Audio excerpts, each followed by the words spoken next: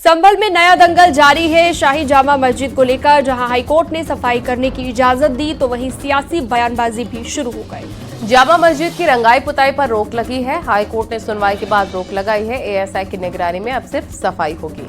संभल से एसपी सांसद जियाउर रहमान बर्क के एएसआई पर रिपोर्ट पर सवाल उठाए गए हैं। बर्क का कहना है कि उन्हें एएसआई पर भरोसा नहीं। उनका आरोप है कि एएसआई दूसरे के इशारे पर काम कर रही है। वहीं न्यायिक कमेटी की टीम भी आज पहुंची। संभल हिंसा केस में 29 लोगों के बयान दर्ज किए। न्यायिक आयोग कल भी बयान दर्ज करेगा। पत्थरबाजों पर पुलिस का कुर्की का एक्शन हो सकता है। 14 फरार आरोपियों पर पुलिस एक्शन लेगी।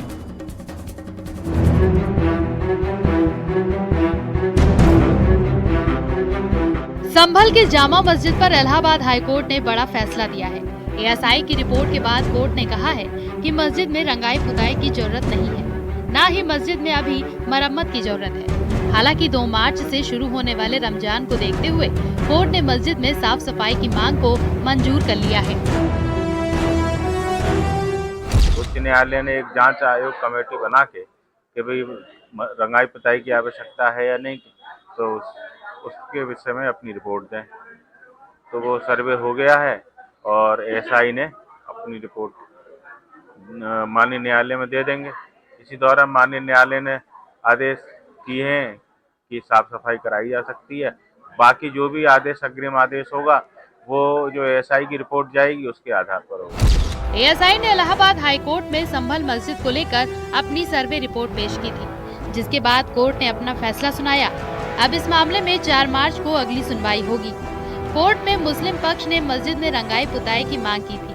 मैं ऐसी उम्मीद करता हूं कि अगर हाईकोर्ट ने खुद अपना नुमाइंदा भेजा होता तो तब शायद रिपोर्ट सही तरह से आती। हमें एएसआई की जो रिपोर्ट दी है उस पर भरोसा नहीं है, क्योंकि एएसआई जो है, जाहिर सी बात है, आप सब लोग जानते हैं वो किसकी बात को मानती है। और यकीनन अगर सही तरह से रिपोर्ट जाती तो हाईकोर्ट, मुझे उम्मीद है कि जरूर इस चीज की इजाजत देता कि वहाँ की रंगाई पुताई की जरूरत होनी चाहिए। मस्जिद कमेटी के वकील का कहना है कि हाईकोर्ट के ऑर्डर के हिसाब से वो केस में आगे की कार्रवाई करेंगे। ऑनरेबल हाईकोर्ट के ऑर्डर की जो कॉपी आएगी उसका जो ससंपन्न पालन किया जाएगा। क्या अग्रिम कार्यवाही इसमें रहनी है? ये हाईकोर्ट के वकील साहब से हम बात करेंगे, उसके बाद में हम इसका नेक्स्ट स्टेप क्या होता है। संभल में जामा मस्जिद विवाद में हुई हिंसा की जांच के लिए न्यायिक आयोग की टीम संभल पहुंची। आयोग की टीम ने हिंसा की जांच के लिए संभल के अधिकारियों के बयान दर्ज किए। संभल में पिछले साल 24 नवंबर को मस्जिद के सर्वे के दौरान हिंसा हुई थी। पुलिस ने इस मामले में 79 उपद्रवियों को जेल भेजा है, जबकि कई आरोपी अभी भी फरार हैं। जी, मैंने अपना बयान जुडिशियल कमेटी के सामने दर्ज कराया है और जो भी हिंसा की घटना हुई थी 19 तारीख को और 24 तारीख को, या जो भी परिस्थितियां डेवलप हुई थी दोनों दिन, उसके बारे में जुडिशियल कमेटी ने मुझे बुलाया था और मैंने अपने जो भी स्टेटमेंट्स हैं वो जुडिशियल कमेटी के समक्ष दर्ज कराए। नहीं, भारी मात्रा में हिंसा हुई थी 24 तारीख को और हिंसा का आलम ये था कि स्थिति काफ़ी आउट ऑफ कंट्रोल जा रही थी। वहाँ पे फायरिंग की हमने आवाज़ सुनी थी और जो पुलिस प्रशासन है वो आंसू गैस का प्रयोग कर रहा था, पथराव हो रहा था, आगजनी हो रही थी और भी अन्य जितनी डिटेल्स हैं, निटिग्रिटीज़ हैं, ये सारी बातें हमने जुडिशियल कमेटी के सामने दर्ज कराई। संभल हिंसा के फरार आरोपियों के खिलाफ पुलिस बड़े एक्शन की तैयारी में है। फरार चल रहे आरोपियों के खिलाफ कुर्की वाले एक्शन की तैयारी है। हिंसा में शामिल 24 उपद्रवियों के खिलाफ पुलिस कोर्ट से गैर जमानती वारंट लेकर आई थी। पुलिस ने 10 आरोपियों को गिरफ्तार कर लिया था। NBW जारी होने के बाद भी 14 आरोपी अभी भी फरार हैं। पत्थरबाजों की शिनाख्त करने के लिए पुलिस ने फोटो भी चस्पा किए थे। सूत्रों के मुताबिक फरार 14 आरोपियों की पुलिस कुर्की की तैयारी में है। पुलिस अभी तक कुल 80 आरोपियों को गिरफ्तार कर चुकी है। पुलिस रिकॉर्ड में 2,500 से 3,000 की भीड़ ने हिंसा की थी। पुलिस ने कोर्ट में इसके लिए प्रक्रिया शुरू कर दी है। आदेश के बाद पत्थरबाजों की संपत्ति की कुर्की होगी। न्यूज़ 18 के लिए ब्यूरो रिपोर्ट। महाकुंभ का समापन हो चुका है, लेकिन अखिलेश के महाकुंभ और सनातन पर दिए बयान पर सियासी पारा काफी हाई है। बीजेपी के तमाम दिग्गज नेता अखिलेश के महाकुंभ और सनातन पर दिए बयान पर पलटवार का निशाना साध रहे हैं। इसी को लेकर रिपोर्ट देखिए।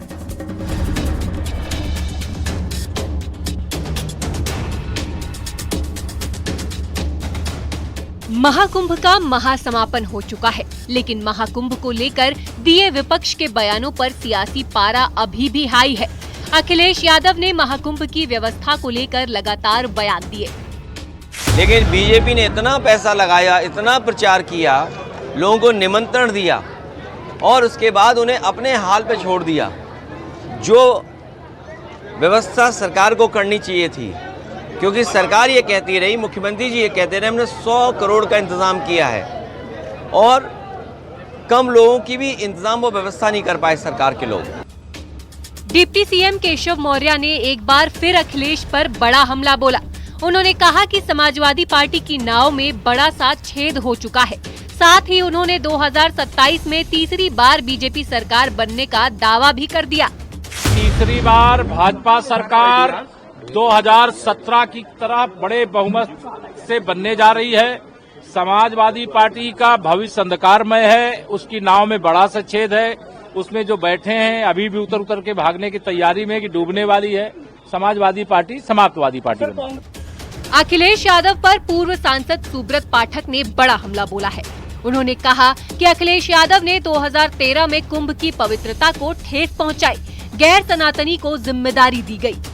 इसकी पवित्रता को ठेस पहुंचाने का काम तो अखिलेश यादव ने सन 2013 कुंभ में किया था, जब एक गैर सनातनी आजम खान को वहां का मेला का प्रभारी बना दिया था। और इतना ही नहीं, प्रभारी उसको बनाया जिसकी आस्था ही नहीं, न हमारे धर्म से जिसकी आस्था, न हमारी परंपराओं से जिसकी आस्था, जो खुद कुंभ में डुबकी लगाने नहीं गया। यही कारण था, कितनी वहां के ऊपर अव्यवस्था थी, कितना गंदा पानी था कि मॉरिशस के राष्ट्रपति आए और उन्होंने नहाने से मना कर दिया। इससे बड़ा कोई अपमान नहीं हो सकता था। ये अखिलेश यादव ने किया था। अखिलेश यादव ने सीएम योगी के विधानसभा में दिए बयान पर भी पलटवार किया था, साथ ही सरकार की मंशा पर सवाल उठाए थे। हित को कहकर के किसको अपमानित कर रहे थे? क्या उनके परिवार के लोगों को, जो अपने परिवार के सदस्यों को ढूंढ रहे थे?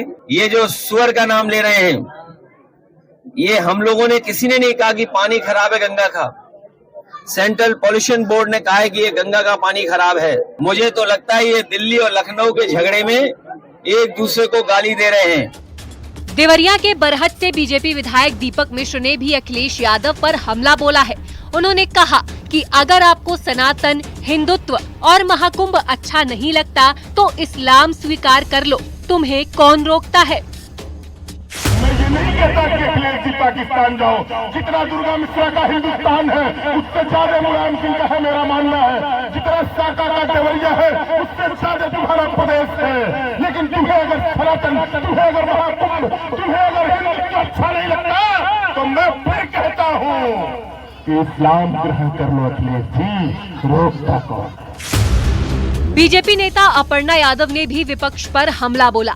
महाकुंभ आयोजन को लेकर योगी सरकार पर किए जा रहे सियासी हमलों पर पलटवार कर कहा कि कुछ लोग चुपके जाकर त्रिवेणी में डुबकी लगाकर आ गए, लेकिन महाकुंभ के खिलाफ बयान देते हैं।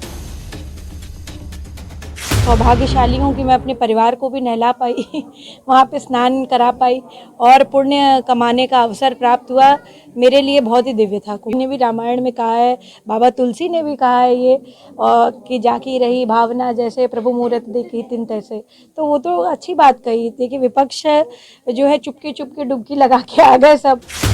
महाकुंभ और सनातन को लेकर विपक्ष जहां हमलावर रहा, वहीं बयानों पर बीजेपी लगातार पलटवार करती दिखी। अब देखना ये है कि सियासी बयानबाजी कहां जाकर थमती है। न्यूज़ 18 के लिए ब्यूरो रिपोर्ट। प्रयागराज महाकुंभ में जहां करोड़ों श्रद्धालुओं ने आस्था की डुबकी लगाई, वहीं अब महाकुंभ पर सियासत भी खूब हो रही है। अखिलेश यादव ने कुंभ पर सरकार को घेरने का कोई मौका नहीं छोड़ा और कुंभ में जाकर स्नान भी किया। बीजेपी का आरोप है कि अखिलेश वोट बैंक के लिए सनातनी होने का दिखावा तो करना चाहते हैं, लेकिन दिल से सनातनी धर्म को नहीं निभाते। इसीलिए अभी तक अयोध्या राम मंदिर के दर्शन के लिए नहीं गए। वहीं महाकुंभ को लेकर नेगेटिव बातें फैलाई है। आपको दिखाते हैं एक रिपोर्ट।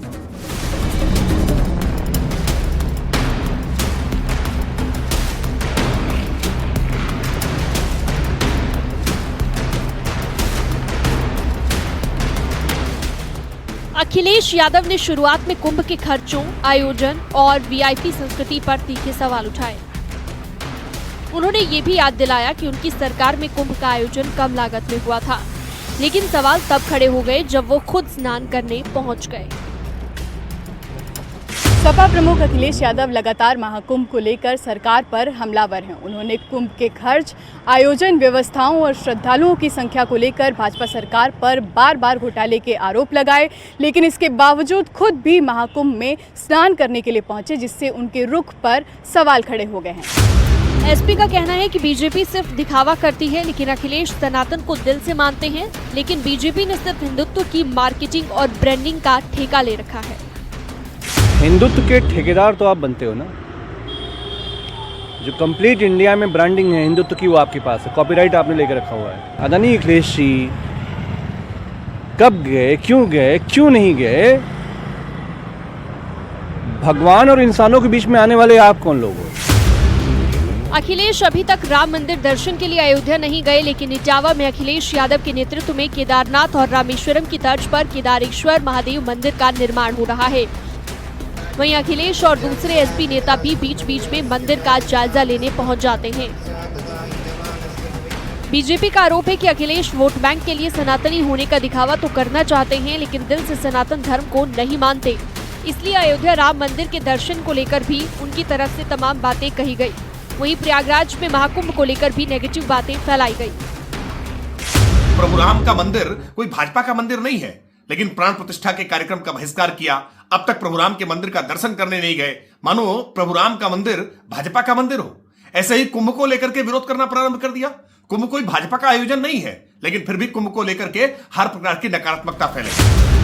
राजनीतिक विश्लेषक मानते हैं कि अखिलेश यादव का रवैया एक सोची समझी रणनीति का हिस्सा है। कुंभ में स्नान कर अखिलेश ने संदेश दिया कि वो सनातन धर्म और परंपराओं के खिलाफ नहीं, वहीं दूसरी तरफ राम मंदिर से दूरी बनाए रखकर अल्पसंख्यक वोट बैंक को भी संतुष्ट करने की कोशिश की गई। इस तरह से वो अपनी आस्था के प्रति तो एक समर्पित दिखते हैं, लेकिन जब राजनीति की बात आती है तो मुझे लगता है ये उनका कंपल्शन हो जाता है कि कहीं वो ये दिखाएं अपने समर्थकों को कि वो केवल एक हिंदू समुदाय का ही साथ नहीं दे रहे हैं, बल्कि उनके लिए अन्य धर्मों के लोग भी उनके समर्थक हैं, तो वो उनके बारे में भी सोचते हैं या उनका भी ख्याल रखते हैं। सवाल ये है कि कुंभ में स्नान करना और राम मंदिर न जाना क्या अखिलेश के विरोधाभास को उजागर नहीं करता? क्या अखिलेश धर्म और राजनीति के बीच संतुलन साधने की कोशिश कर रहे हैं, या फिर अखिलेश के लिए इसे संभालना एक पॉलिटिकल कंफ्यूजन की सिचुएशन बन गई है? अखिलेश यादव ने कुंभ में स्नान करके अपनी धार्मिक आस्था दर्शाने का प्रयास किया, जबकि राम मंदिर से दूरी बनाकर अल्पसंख्यक मतदाताओं को साधने की रणनीति अपनाएं। अब ये कदम राजनीतिक संतुलन साधने की कोशिश है या महज वोट बैंक की राजनीति, इसे लेकर बहस जारी है। लेकिन फिलहाल उनका कुंभ स्नान और राम मंदिर से दूरी सियासी बहस का केंद्र बना हुआ है। कैमरा पर्सन मनोज चाई के साथ नितिका दीक्षित, न्यूज़ 18 लखनऊ। महाकुंभ के समापन के बाद भी सियासी वार पलटवार जारी है। कांग्रेस ने जहां राहुल गांधी के नहीं आने पर उनके न्योते नहीं दिए जाने का मुद्दा उठाया, वहीं बीजेपी का ये कहना है कि राहुल गांधी चुनावी हिंदू हैं, सनातनी होने का वो सिर्फ दिखावा करते हैं। लेकिन उनके इस बयान और एक्शन को हमेशा सनातन के अपमान वाला बताया जाता है। इसी को लेकर एक रिपोर्ट आपको दिखाते हैं।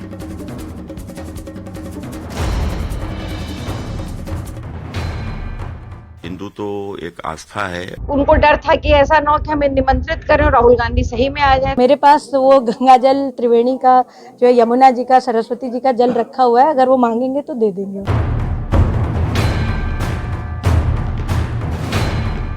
राहुल गांधी के कुंभ में जाकर स्नान नहीं करने पर सियासी बयानबाजी थमने का नाम नहीं ले रही है। यूपी सरकार में मंत्री रविंद्र जायसवाल ने राहुल पर बड़ा हमला बोला। उन्होंने कहा कि जिनके दादा हिंदू नहीं थे, जिनकी मां ईसाई हैं, ऐसे में भला राहुल गांधी की सनातन में आस्था कैसे हो सकती है? इंदिरा नेहरू से इंदिरा गांधी हो गई। इंदिरा गांधी कहाँ से हो गई? तो फिरोज से शादी कर ली। फिरोज कौन थे? हिंदू नहीं थे। गांधी जी ने अपना उनको नाम टाइटल दिया तो फिरोज गांधी हो गए, यानी कि वह हिंदू नहीं थे। Point number 1। अब जिसके दादा ही हिंदू नहीं थे, फिर नीचे उतरिए, जिनकी माँ क्रिश्चियन हो। अब ऐसी स्थिति में उनकी आस्था हिंदू परंपरा में क्यों रहेगा? वहीं कांग्रेस अब सरकार के निमंत्रण नहीं देने का मुद्दा उठा रही है। कांग्रेस का कहना है कि सभी मंत्रियों को निमंत्रण भेजा गया, लेकिन राहुल गांधी को निमंत्रण क्यों नहीं दिया गया? राहुल गांधी जो लोकसभा में नेता प्रतिपक्ष हैं, क्या उनको एक आमंत्रण नहीं भेजा जाना चाहिए था? तो ये द्वेष की भावना, ये राजनीतिक रंग देना उसको, उनको डर था कि ऐसा ना हो कि हमें निमंत्रित करें और राहुल गांधी सही में आ जाए तो कहीं ना कहीं एक दिन का तो स्क्रीन टाइम खा जाएंगे राहुल गांधी। तो इस डर के मारे ये डर था। पिछली बार प्रियंका जी आई थी, उसके पहले सोनिया जी को लेके मैं आया था, इंदिरा जी आई हैं, राजीव जी आए। इस बार क्या उत्तर प्रदेश सरकार ने सब जगह निमंत्रण दिया था? क्या नेता प्रतिपक्ष को दिया? एक बड़ा सवाल ये मन में है और इसका उत्तर मिलना चाहिए। जहां तक आस्था विश्वास का सवाल है, वो राहुल जी में, प्रियंका जी में भरपूर है।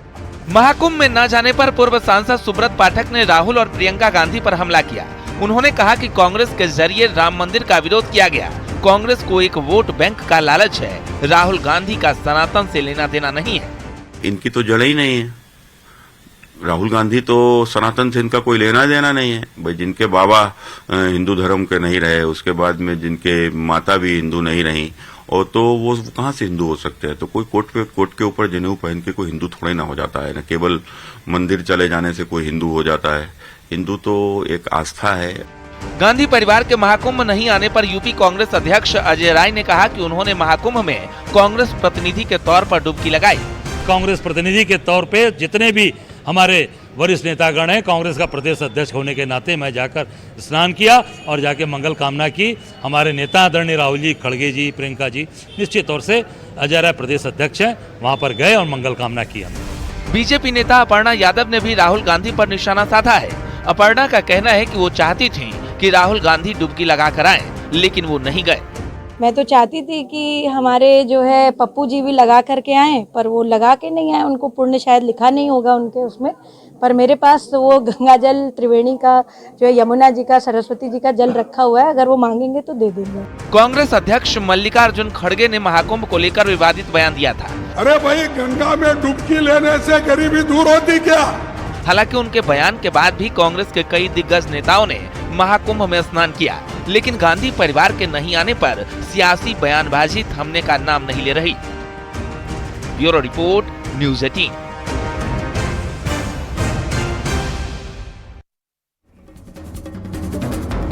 राजभवन में विधायकों के डिनर का आयोजन किया गया। डिनर पार्टी में यूपी के सभी विधायक, मंत्री, समाजवादी पार्टी के विधायक, अपना दल, निषाद पार्टी, सुभाषपा और रालोद के विधायकों ने शिरकत की। राजभवन में सत्ता पक्ष और विपक्ष के विधायकों ने डिनर किया और इस दौरान राज्यपाल आनंदीबेन पटेल और सीएम योगी मौजूद रहे। देख सकते हैं आप तस्वीरें, डिनर डिप्लोमेसी की तस्वीरें। राज्यपाल और सीएम योगी उस वक्त मौजूद रहे। लखनऊ में राजभवन में डिनर पार्टी का आयोजन हुआ था। राजभवन में विधायकों के डिनर पार्टी का आयोजन, और इसमें यूपी के सभी विधायक, मंत्री, समाजवादी पार्टी के विधायक, अपना दल, निषाद पार्टी, सुभाषपा और रालोद के विधायकों ने शिरकत की थी। सर्वप्रथम मैं महामहिम राज्यपाल जी को उनकी इस अनूठी पहल के लिए सहृदय धन्यवाद देती हूँ। और ये जो पहल है, ये विपक्ष और पक्ष के लोगों के लिए बहुत ही सकारात्मक पहल है। कहीं ना कहीं ये हम लोकतंत्र में आपसी समन्वय, आपसी सहयोग को जो भावना है उसको बढ़ाने का काम करेगी। और सदन की जो कार्रवाई होती है, तर्क और वितर्क अक्सर हम सभी में होता है, उससे इतर हट करके हम सभी को एक दूसरे को जानने का मौका मिलेगा। छोटे से ब्रेक, खबरों का सिलसिला जारी रहेगा।